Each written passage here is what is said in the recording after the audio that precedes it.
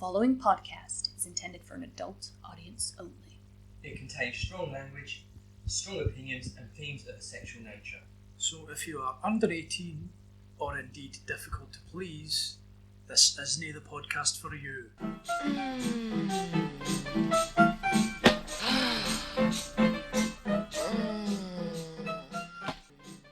Welcome to another episode of Varying Degrees, a BDSM podcast with me, your host, Cool Hands, and as usual, joined by my good friend Burns. Say hello, Burns. Hello, Burns. It's not what you meant, is it? It's not what I meant, but hello.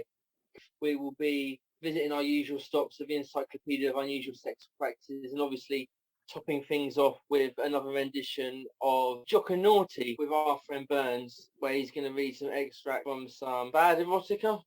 Literary fiction, actually, but, you know, it's from the Bad Sex and Fiction Awards. And it's one of the winners, too.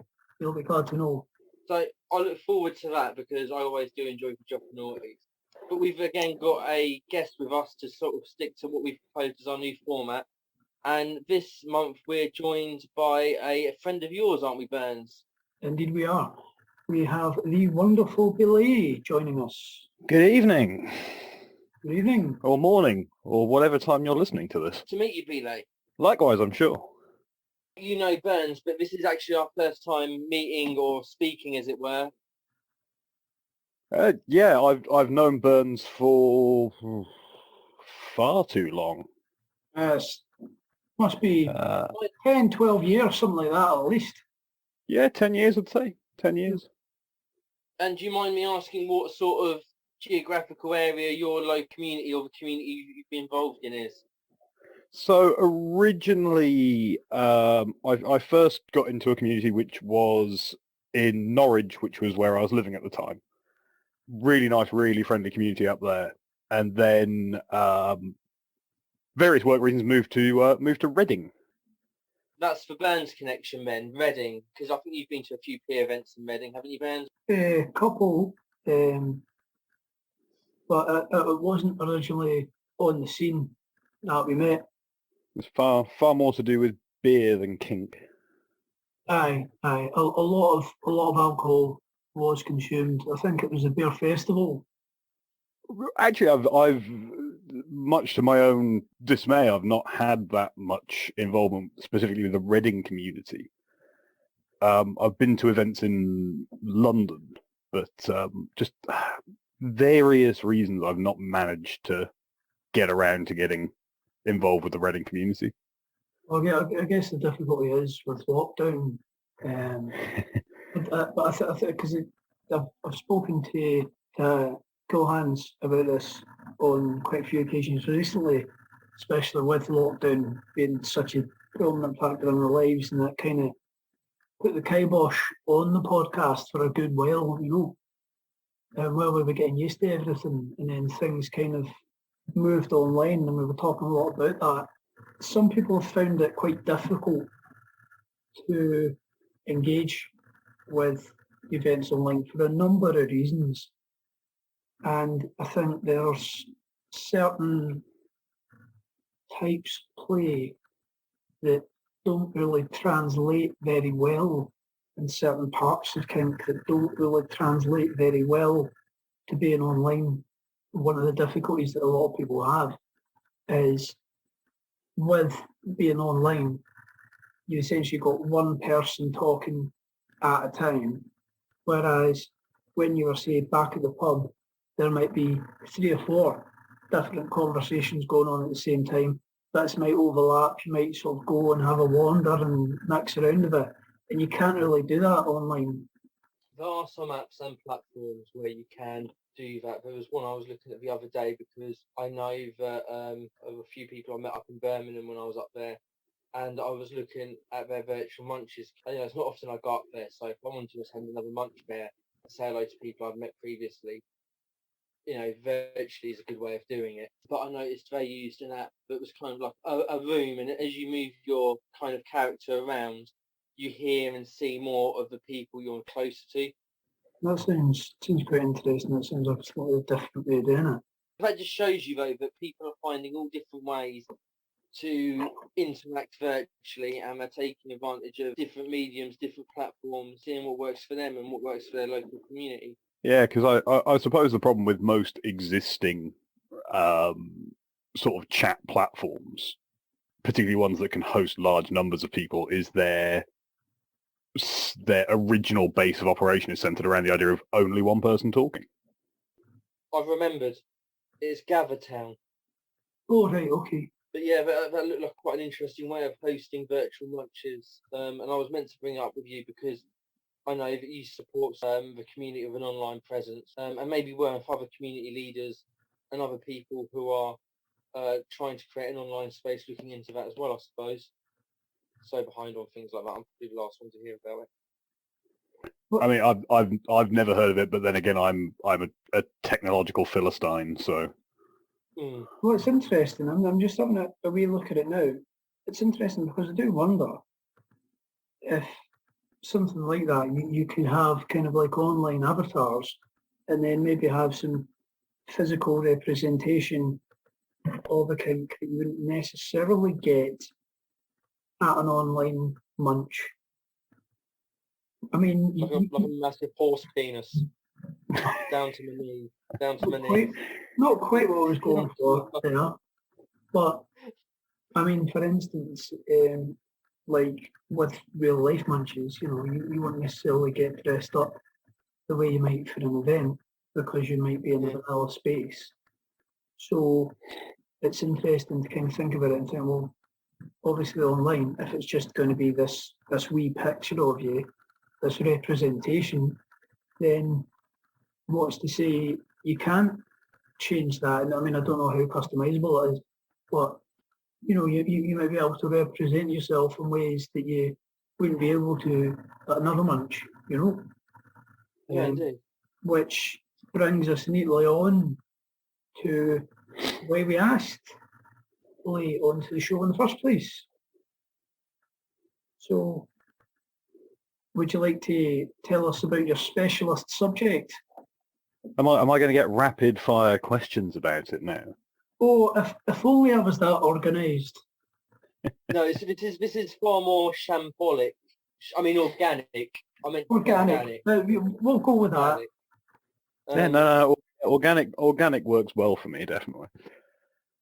Yeah, so I have been invited on to talk about pup play and pet play as my specialist subject. This is generally the act of dressing and acting as, obviously pup play is as a puppy or a dog.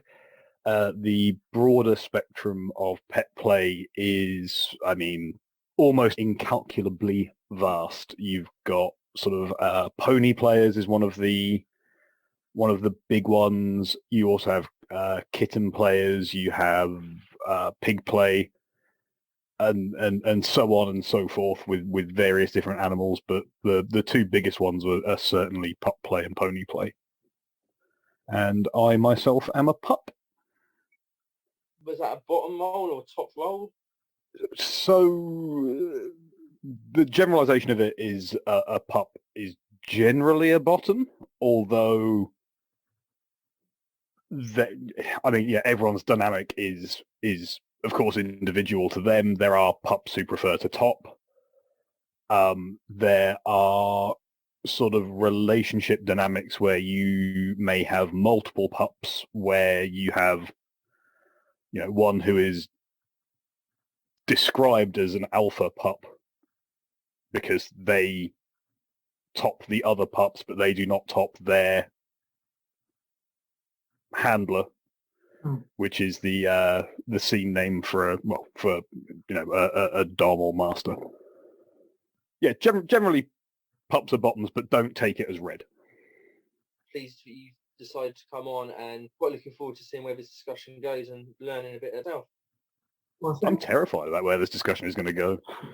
I think I've already learned something, you know, because, like you say, the usage of the term handler instead of owner. And I suppose because both words have certain connotations. Owner, perhaps, pet more generally, handler to me suggests more someone who's brought in to look after a disobedient dog, a kind of like a training thing. So I don't know, is there some kind of natural brattiness implied there? Yeah. I think the laugh gives it away, you know. Yes. Pups are a nightmare.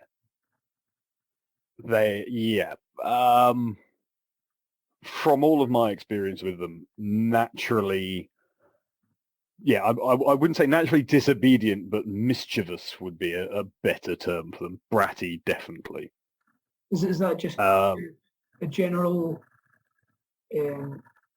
excitedness, would you say, rather than any kind of, is it not so much a malevolence, just this kind of so much energy kind of with a pup, that energy has to go somewhere, if you see what I mean. So it just kind of almost explodes out the blocks, as it were. Yeah, so as you can sort of gather from the name with PetPlay, the majority of players, I'm not going to say all, have that kind of demonic energy that a puppy has.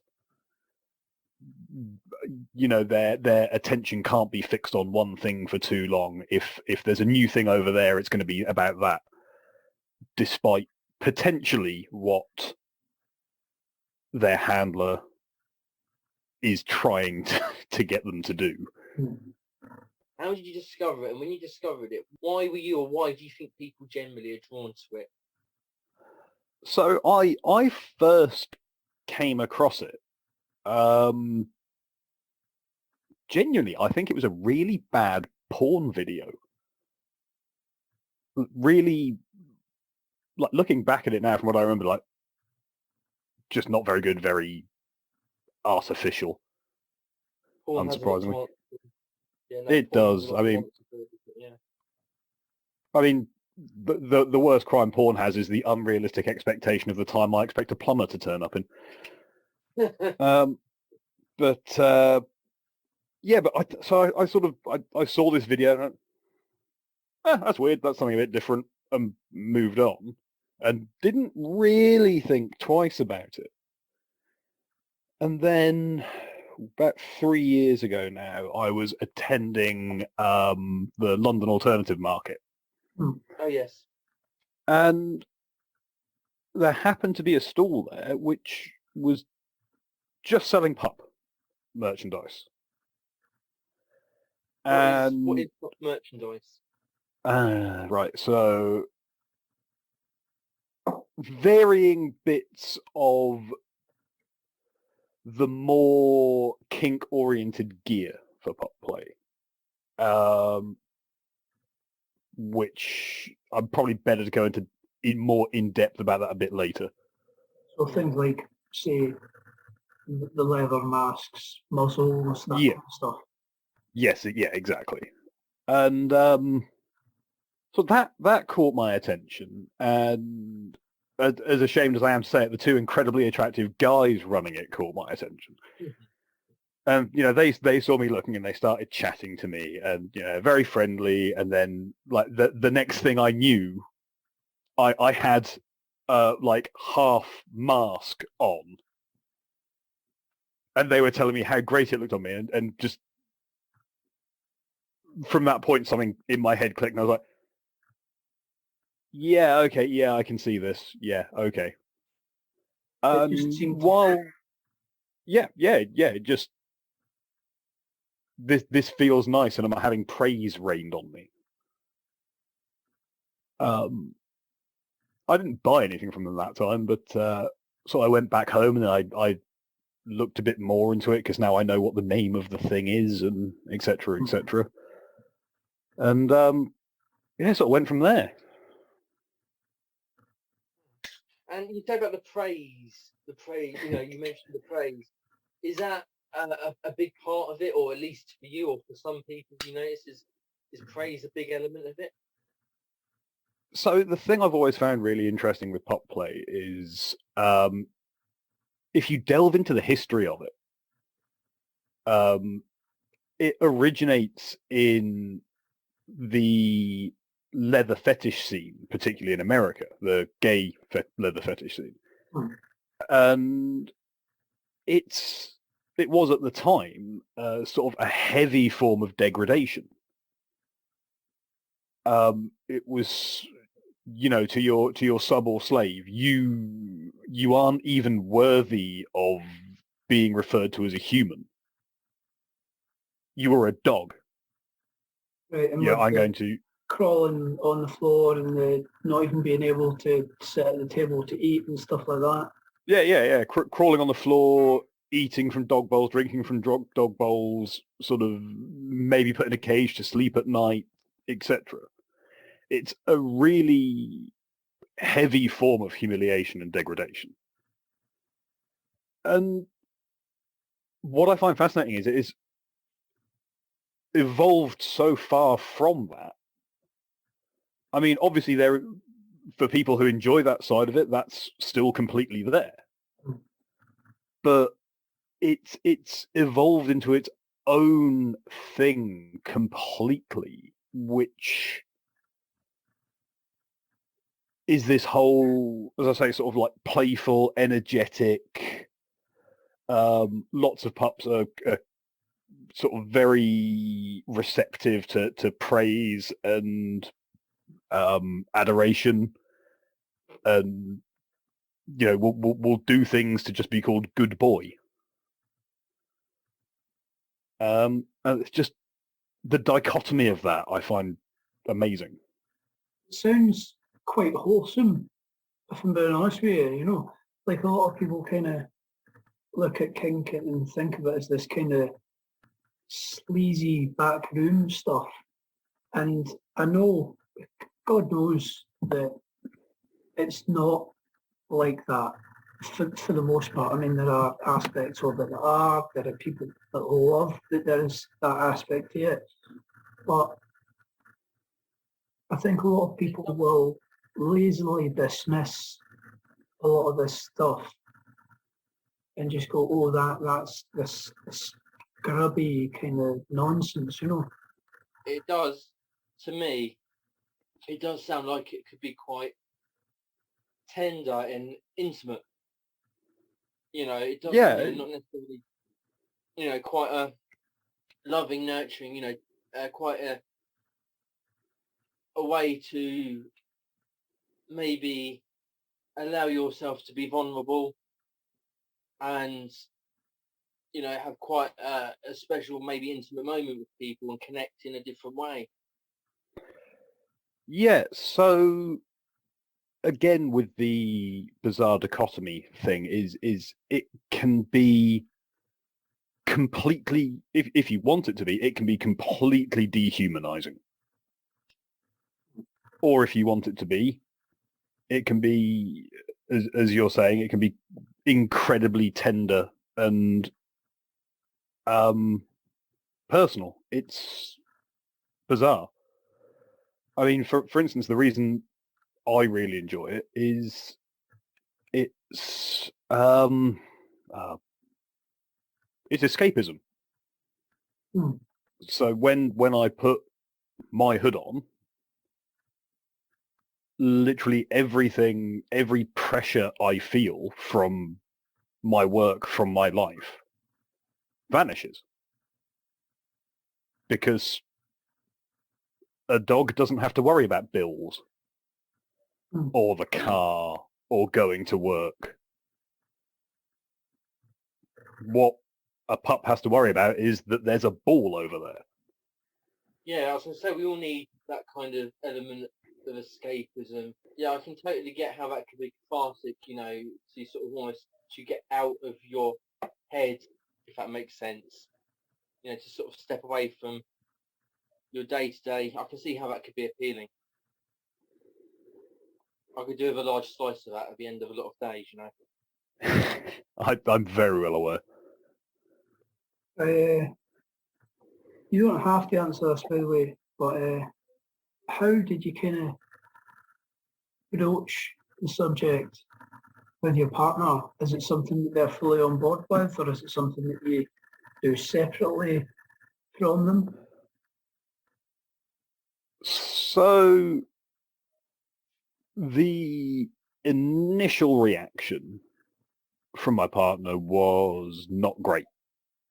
I think, like, not as in, not as in, oh my God, what? That's weird.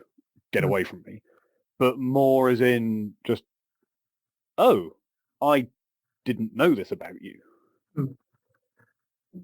Which was particularly interesting because at the time I mentioned it to them, I had only just realised it because it was actually at that same London alternative market.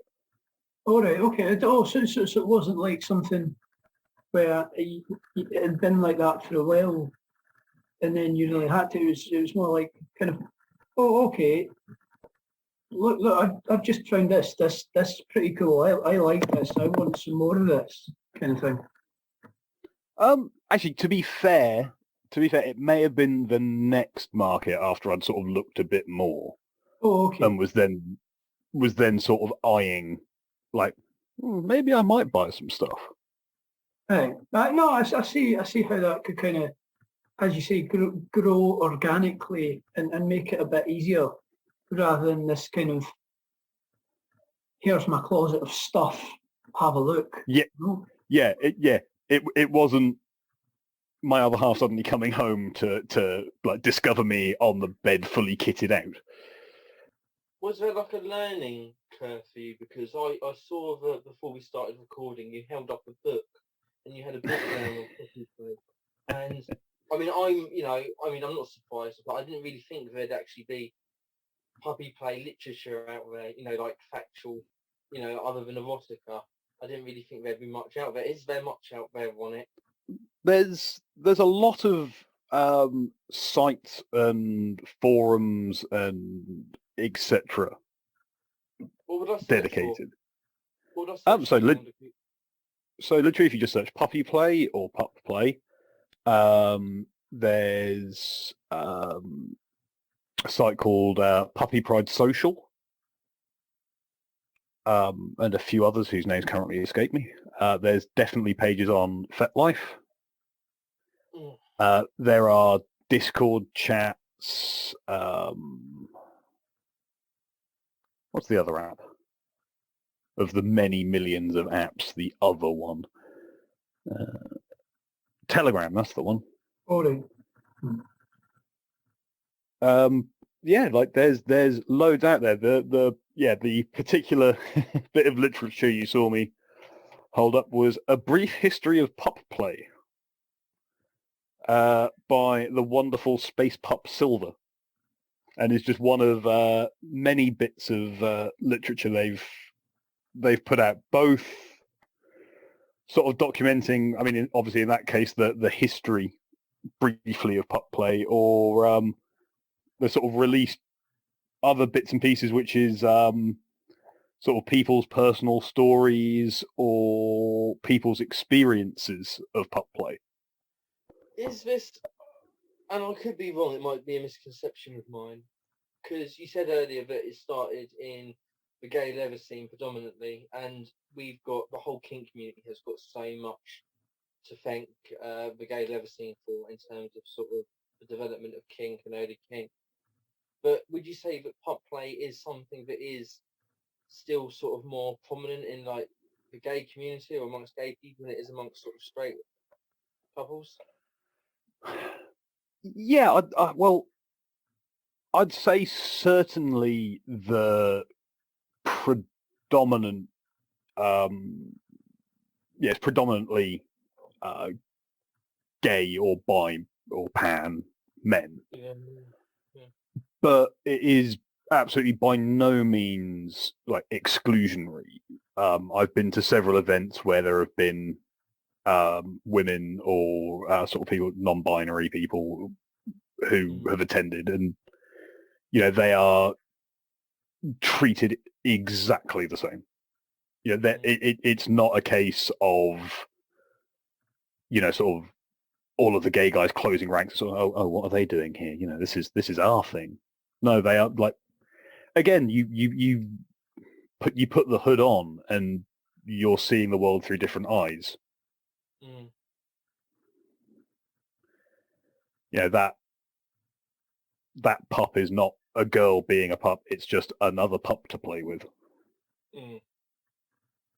Sometimes different demographics do get drawn towards different kinks. I mean, luckily that's being, thankfully that's being broken down and has been broken down continuously, and still continues to be. Yeah, there's possibly a sort of a side issue with it as well, which is sort of to bring it back to the gear side of things. If you're not looking at buying from the internet, the only places you will really find pup gear is sort of in the more gay-oriented shops in Soho or similar. So, I mean, I did a colossal amount of research before I ended up buying my hood because I wanted what was right for me. There's a lot of different, there's a big variety of hoods available. Sort of rubber, neoprene, heavy leather. There are sort of different facial shapes, different ear types. Yeah. And as odd as it sounds, it makes a big difference to how you feel when you're wearing them. Is it expensive to get into? If I wanted to go out and become cool hand pup, would that be expensive if for somebody wanting to get into it? Is it an expensive thing? Like So fortune, do you know what I mean? If you want good quality rope, you end up paying, good, you pay good money. Are there known, like in the rope community, there's names, isn't there, that people know in certain, like rope makers and suppliers. Is it the same in the pup community, and is it expensive?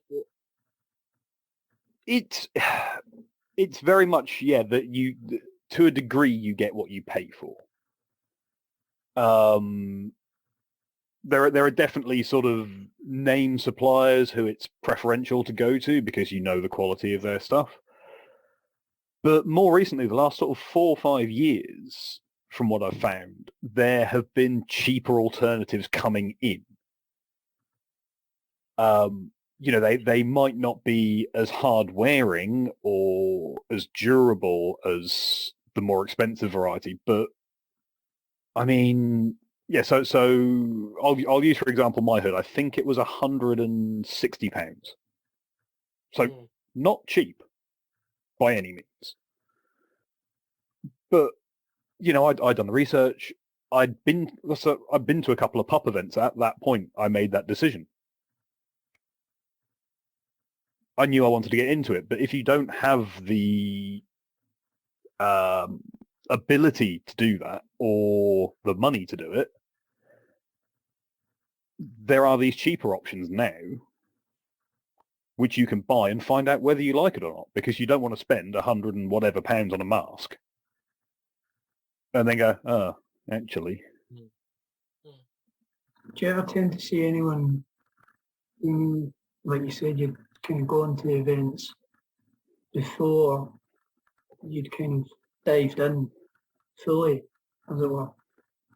You see many people at events who've maybe not yet made the jump to get in the gear, or perhaps some people who, if there are any people who the gear itself maybe isn't quite as important. And I know some people talk about dressing up in kink, not necessarily just sort of PetPlay or anything, but they talk about it being easier to get into your headspace if they're dressed a certain way. And I mean, I suppose that is probably very much the case with PetPlay in particular. So I'm sure other forms of PetPlay have a similar thing, but does it work without it? Is I guess what I'm kind of asking. Yeah, so obviously it's going to be dependent on the person and how they feel. Right.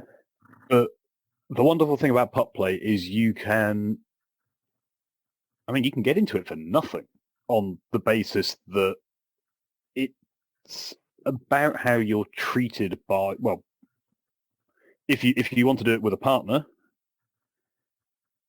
you can simply talk to them about it and go, I want to try this. Maybe if you just try calling me good boy, good girl, or sort of just call me pup or similar while I like curl up next to you on the sofa. Or if you want, you can get into the gear side of things for as little as £20 by going to Pets at Home and buying a collar and a lead. And if you're feeling like really splashing out, a tennis ball. Yeah, and those things can help get you into that headspace. You don't need the mask. You don't need poor gloves. You don't need a harness or anything like that. It's your mentality. But if those things help you get into it, then great. Oh no, I was just going to ask: are PetPlay events, are they sexual? Like, are they, like dungeon events seem to be quite often quite sexually heavily charged, even if there's no sex going on. They're quite heavily sexually charged atmospheres, or at least can be. Yeah, very nice. Very. I want things to open again. I really want things to open again. Oh. Sorry, I'm sidetracking myself. Are PetPlay events a sexual element to them? I mean, so there 100% are pup events that either have that incredibly sexually charged vibe or stuff definitely happens at. But there are also events.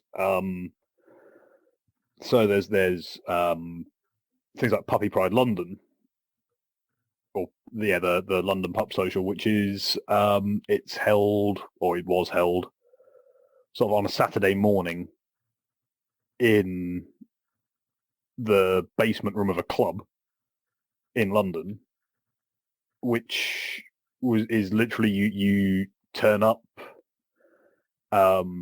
gear up if you want to, and there's a ball pool pit, there's toys strewn everywhere, sort of, chew toys, soft toys, etc.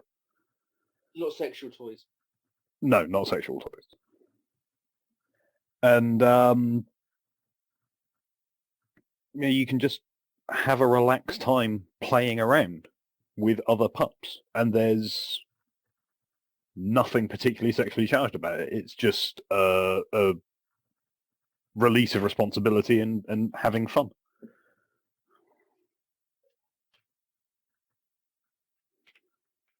Is there any divide? Because I know some people are like really almost religious about BDSM isn't sex, it's separate from sex.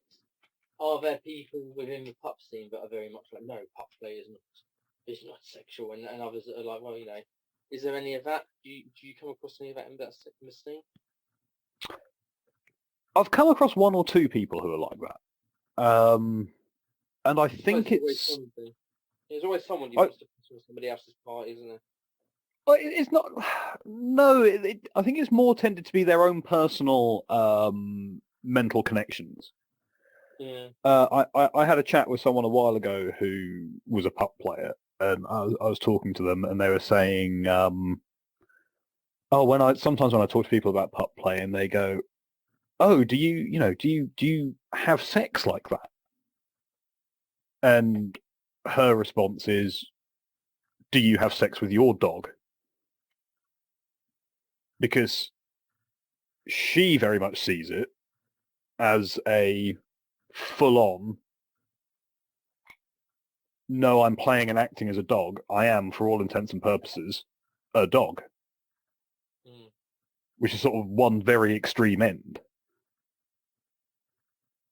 And then you have, the other end of things, which is just, no, it's just a kink, a fetish, a way of dressing, a way of relaxing, a way of enjoying myself. Go for it. What are your thoughts on PetPlay, Burns? Any experience or interest or knowledge? Ask my owner. Ask your owner. I don't know. I mean, I feel that I've got something of a PetPlay dynamic with my partner, but I don't feel like it fits in the same way that other people do it. You know what I mean? There's, for one, there's virtually no physical representation of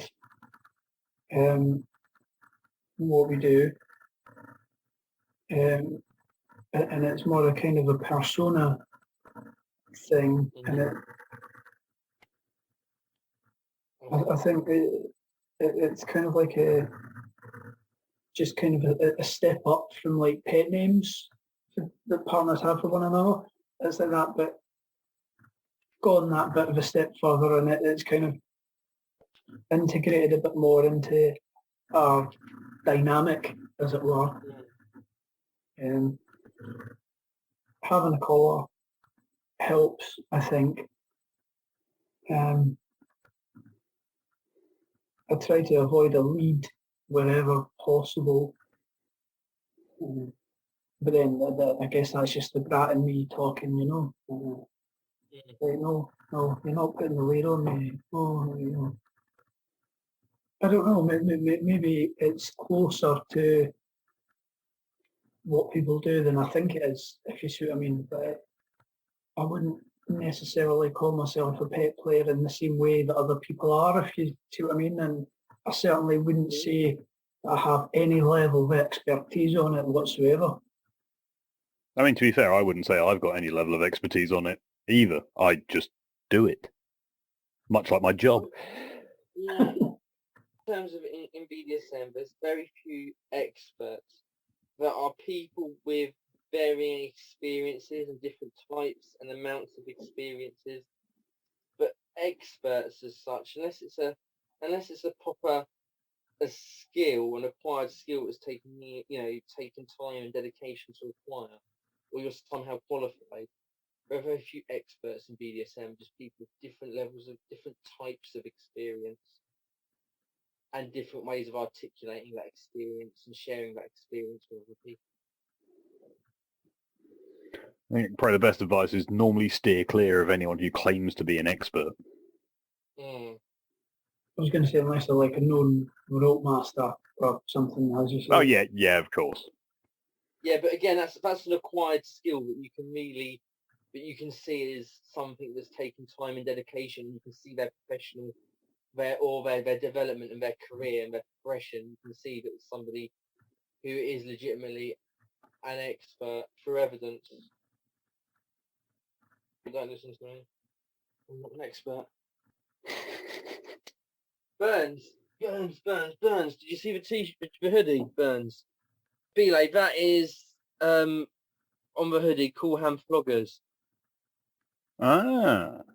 So through lockdown, and I'll ask you in a minute how you spent your kinky lockdown, but through lockdown, I was furloughed for quite some time, and I'd already made a couple of floggers for myself previously, and I decided to just start building floggers and paddles and other things, and Cool Hand Floggers has slowly sort of become a thing, and it's an Etsy shop, and my partners do all the photographs and for selling it. It's just a hobby. We're not, do you know what I mean? It's just a passionate hobby. Impact is a passion, and we're not in it to make any money because I'm quite reasonably priced, and I've not been doing it years. Do you know what I mean? I'm only just starting out, But yeah, so I treated myself and the girls to hoodies recently with our logo on. If we're trying to be a business and trying to make money from it, the last thing I would do would be buy us all logo hoodies. In like the first year of doing it, just for a laugh. Do you know what I mean? But we're just having a bit of fun, and more importantly, we're providing the people who I'm really grateful to have been customers so far, like people that have bought stuff off of me, providing them with like hopefully good quality impact gear with like a real individual sort of passionate touch to it. Good. I've got some. I'll show you some. I'll send you some of my bits and pieces. Yeah, please. Right. Like Yeah, I'd like to see that. Links to some bits and pieces. How have you been spending your kinky lockdown? I have absolutely no idea what a lockdown is. No. I have not stopped working. Okay. I thought you were going to say I live on Mars. Oh, if only I lived in New Zealand, then I wouldn't have any idea what a lockdown is. No, I've not stopped working, so I've had pretty much exactly the same amount of free time I did have. Sort of my role play sessions for gaming moved online, so didn't really free up any time. So yeah, it's depressing as it's out. Right, I've not really deviated. Well, not deviantly deviated anyway. Are you looking forward to events starting back up again? Will you be one of those people that's going to be first out? First of the month, first of the next PetPlay event, or will you hold off and wait until the lay of the land? So I might be first out of the blocks for a PetPlay event, because for me, the social aspect of it is fantastic. It's great. And I get the feeling there'll be a lot less people turning up to a PetPlay event than there will be cramming into like a Wetherspoon's garden. What about you, Burns? Will you be keen to get to in-person lunches and events, or will you hold back a little bit, do you think, and wait and see how things go? I will and am currently holding back a wee bit. Partly just out of respect for people who've not had their jabs yet and all the rest of it. And I know there's quite a lot of people who haven't been fortunate enough to have them just yet. I know there's going to be a lot of people who are quite anxious about the whole kind of thing. That and fuck Tim Martin. Fuck him. What a prick. I noticed the evil look you shot me when I mentioned Wetherspoons. Aye, well, there's just a shout out to the Never Spoons app that tells people about local pubs that they can support in their area, which always a good shout, tend to have good beers on, Yeah, I'm not sure how I feel about heading straight back out, there'd be some things I'd be more keen to do than others. Like, I wouldn't mind, I'll go down to Eureka's, I'll go down to O&I. I'll go down to O&I a couple of times. Probably won't do the big ones for a couple of reasons, but I will go down at some point in the summer and probably stay in a hotel down there or something as a bit of a treat, because it's outdoors as well. It's all open air. Do you know what I mean? So it's just a chance to get your tackle out in the sun and a bit of outdoor play, maybe a bit of outdoor impact and a bit of naughtiness, a bit of rope in the sun, a bit of nudie rope in the sun. I don't know if you'd be tempted for that one, Burns. Indeed I might. I think one of the glorious things about O&I is that there's a lot of space. So I think people that are kind of maybe worried about the social distancing and people who are a bit more nervous about that kind of stuff, you've got a bit more room to just socially distance. Do you know what I mean? You've got that bit more confidence. People will be sensible, and if they're not sensible, you've got enough space to get the fuck away from them. Whereas if you're sat in a pub and you've got someone being a dick, like you're just on the table next to them, it's much harder to just get away. Yeah, no, I think I'd definitely be tempted by O&I or something. There's a couple of other outdoorsy things I was looking at. Definitely be tempted. I'm quite surprised in a way that I've not seen more pup players at O&I, because it seems like the prime place for it. Saw some ponies. Yes, but I can't really. I'm not. I don't know why you wouldn't get them there. I mean, there are sort of other pup outdoor events. So there's I can't remember the name. There's sort of camping weekends and similar. I mean, something like that sounds like it'd be kind of an ideal sort of thing, especially if you've got, say, like somewhere kind of secure, as it were, you know, like you're not sort of doing your event and then you've got, pardon the expression, dog walkers just going about the place, you know. It's a whole new meaning to dogging. How long have you been sat on that one? But do you think there's any reason why, out of all the animals in the world, why do people gravitate towards puppies and horses? So puppies and horses aren't even similar. 4 legs good, 2 legs bad. Well, you could argue they're both service animals. Yeah, you're right, yeah. Both of them are used by the police. Okay, you've got me. There's maybe some topics we might want to stray away from just there. Is there any Maybe that's what I need to do. I need to become a drug dog.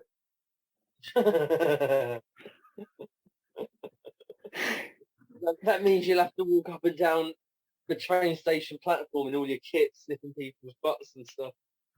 And I don't think that. Yeah, but is there any, you know, like with some kinks, there's a lot of crossover, like with Daddy John Baby Girl and DS, because like that Daddy John Baby Girl isn't necessarily power exchange, but there's a lot of crossover with DS, and like there is a bit of crossover I know between sort of Daddy John Baby Girl and PetPlay a little bit, you know. Is that something, you know, you're aware of? Is there any other kink crossovers? You know, why do you think some kinks, you know, it's a bit weird, but you know, it's not weird, but some kinks cross over and others don't so well, do they? There's certain kinks you can't imagine interacting. But ones I've definitely noticed, obviously leather and rubber are both very prevalent in the pup community.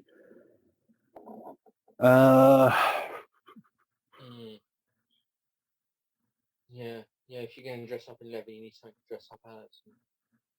Would you say there's much crossover with age play? Certainly some, but I wouldn't say there's more crossover than you'd get in sort of any other compatible kink. Yeah. Would you ever be tempted to go to a PetPlay event, Burns, just to see what it was all about, or to dip your toe, or to explore it further? I'm not really sure. I mean, as I say, the dynamic I have with my partner, it's not a pup thing. But the problem I have is, and it started as a joke about me being like having a hairy chest, with me being called Bear. But the problem is, in the community, Bear has a very specific meaning, of which I do not fit the bill. No, sweetheart, not at all. You're more of a bear cub. But you're a baby bear. But again, you know, that's the thing.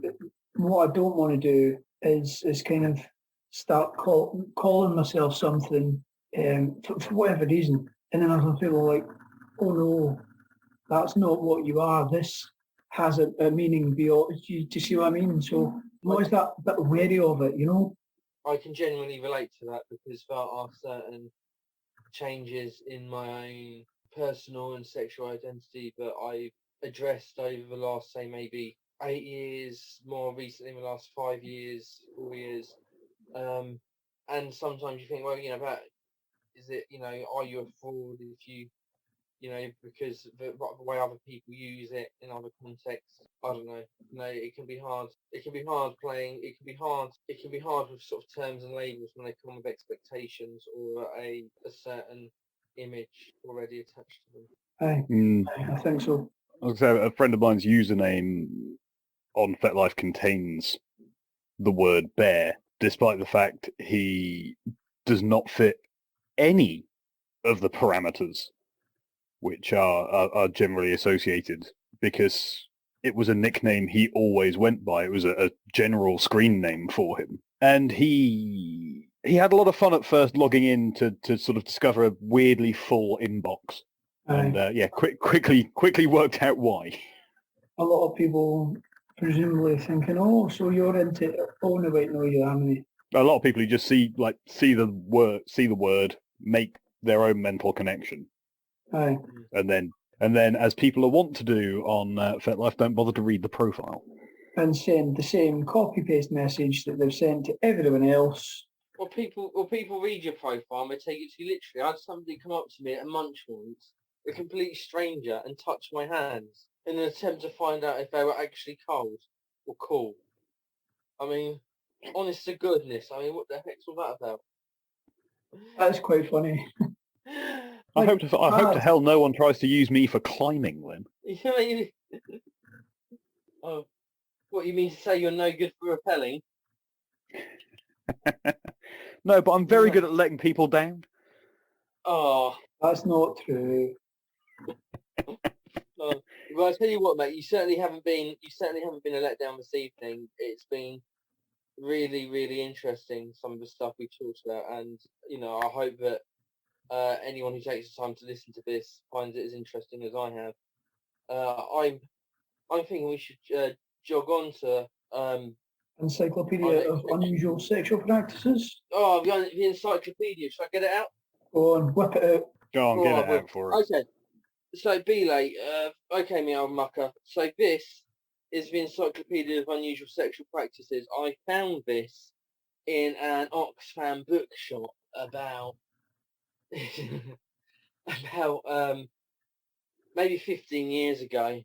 So a long time ago, and it's kind of sat in my king drawer for a very long time, and it's gathered dust, and it comes out occasionally. It disgusts people, and we've kind of been working our way through, taking, you know, bits kind of almost in alphabetical order as we go. We're on to G. Okay. We found the G spot. Oh, glory be. Oh, the G spot indeed. Took us long enough. Yeah, well, we're going to start off with genuflation, or genuflation, sorry. Genuflation, spelled GENUPHALLATION,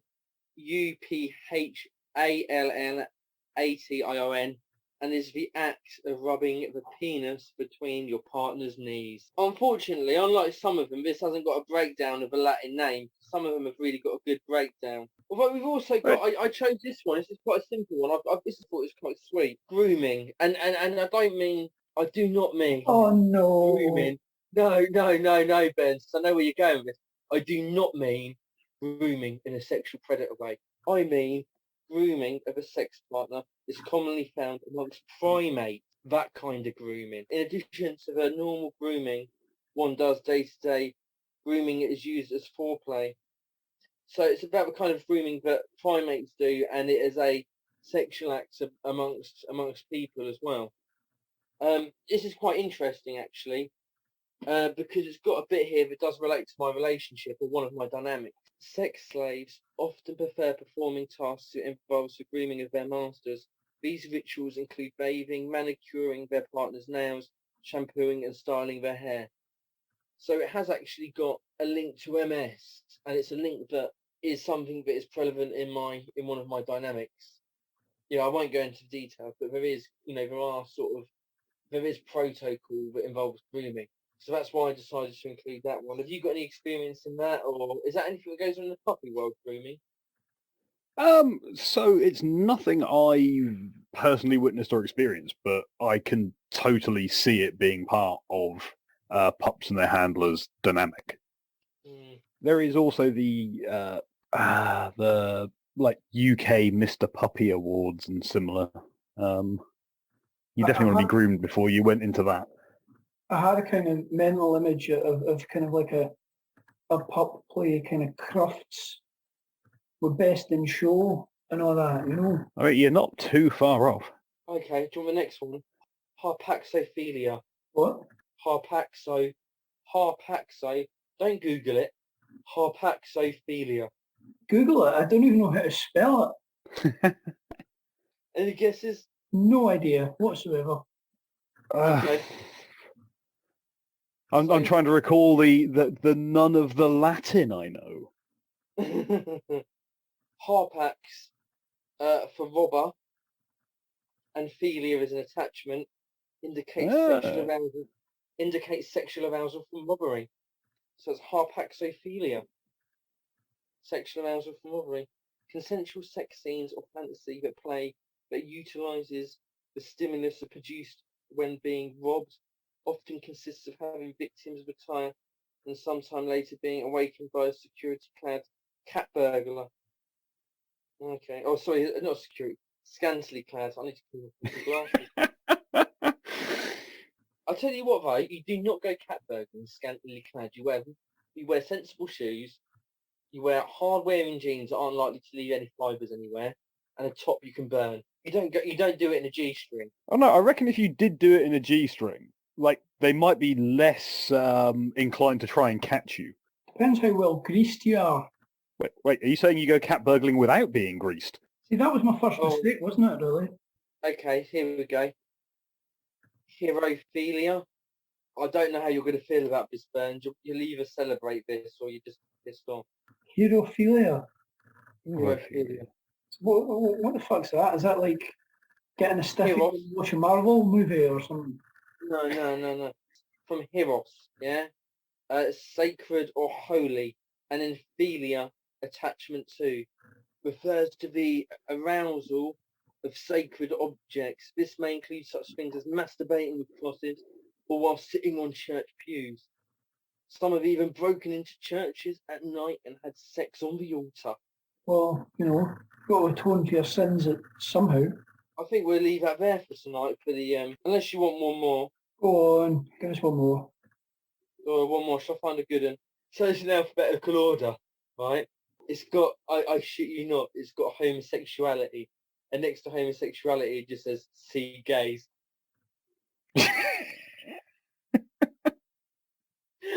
Fucking not joking.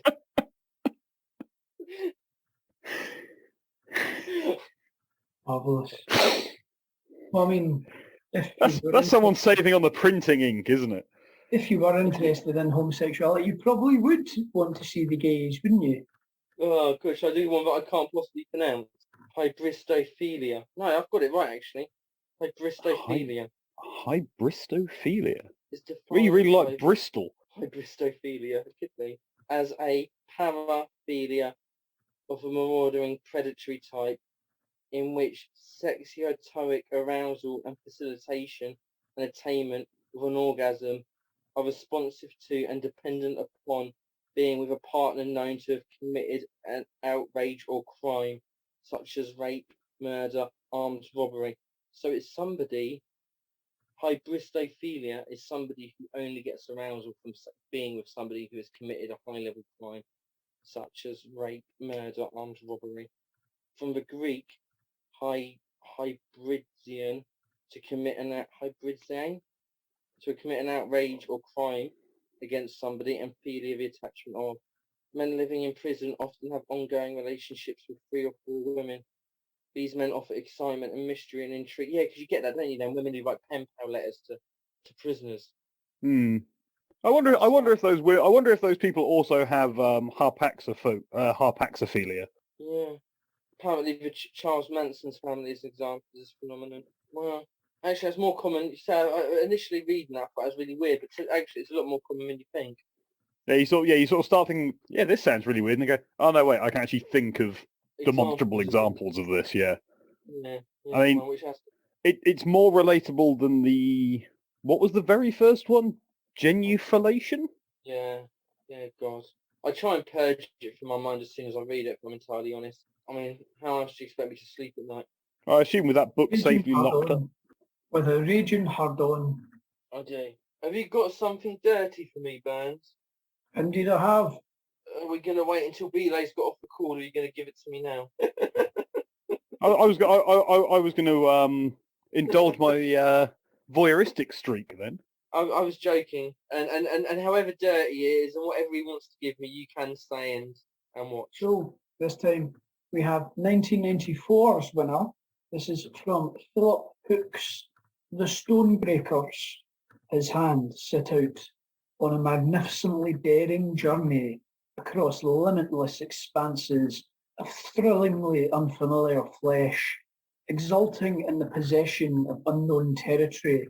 He traced an exploratory path from the nape of her neck, over her breasts, under her straining buttocks. Soon they were no longer bodies on a bed.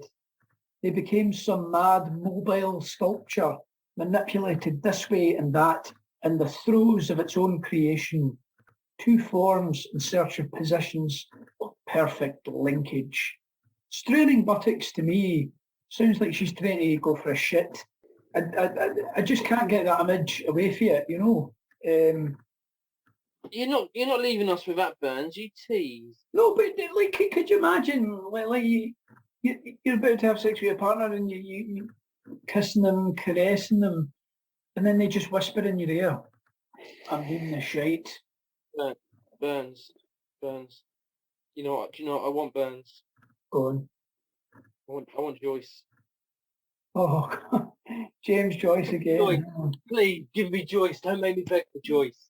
Give us Joyce. Give the listeners Joyce. The listeners want Joyce, not me. Right, hang on. Belay wants Joyce, don't you, Belay? I do, definitely. Give us all the Joyce. Right. Give us full throttle. Give it balls out, mate. Go on. Really give it to me. From the one of his letters, December the 2nd, 1909. Right? My love for you allows me to pray to the spirit of eternal beauty and tenderness mirrored in your eyes, or to fling you down under me on that soft belly of yours and fuck you up behind like a hog riding a sow, glorying in the open shame of your upturned dress and white girlish drawers, and in the confusion of your flushed cheeks and tangled hair. Sorry, just let me recover from that just a moment. I mean, that is beautiful. I always like a bit of Joyce, and I appreciate you doing it put on the spot like that, and the vigour that you did it with. It's quite something. I enjoy Joyce. I believe Burns always does it with vigour. He does. You played that too. What I would really like is I would like an extended audio recording of Burns reading Joyce, so that I can have it on when I'm settling down for bed at night, and just sort of on headphones just to sort of slip off to the love letters of Joyce read by Burns. That is guaranteed to give you some dreams. And a real cock stand. Oh, cock stand. So, I mean, I think that just leaves us to wrap things up, really, doesn't it? It's about time, would you not say, Burns? Indeed. I think we've had a good chat, learned a few things. Belay, thank you ever so much for coming on and sharing your experiences about PetPlay and PetPlay with us. You know, just finally, if somebody was listening to this and they were kind of intrigued, what would you say would be, you know, if you were starting out on the PetPlay scene again, what would you say to somebody who was just sort of maybe curious? What advice would you give them? Ooh. Pet players are genuinely some of the friendliest people I have ever met. If you can find a local event happening near you and you feel comfortable going, absolutely go for it. You will be 100% welcome there. Awesome, awesome. And like you said, if you Google it, if you look on sites like PetPlay, you find, if there are obviously lots and lots of people into it. It's quite popular. It's gained in popularity hugely in the last 8-9 years. Well, I can only thank you once again for coming on. Any final thoughts, Burns? I think it's a topic we may even revisit at some point. Yeah. Certainly interesting. Some stuff that I didn't know already. And it was great. Thanks for coming on. Thanks for being a good boy. And thank you Git. for tuning in and listening to another episode of Variant Degrees, a BDSM podcast. Good night.